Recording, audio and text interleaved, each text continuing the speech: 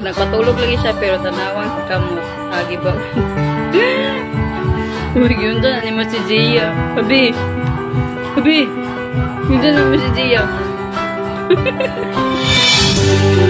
Bantay ka sa iyo, daddy. Ano?